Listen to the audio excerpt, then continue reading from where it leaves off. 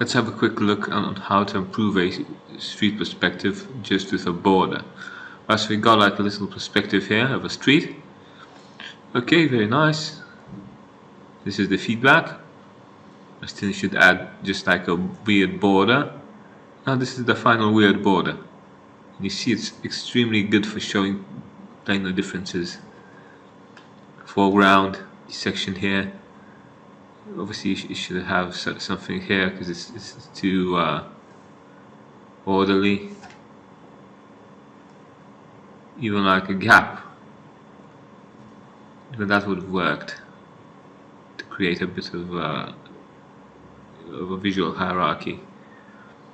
Other than that, now it's a much more interesting sketch. Cool. If you want to see more of these little tricks and techniques, follow me on YouTube. Get my free course. You'll learn a lot from me. Take care. Draw nicely.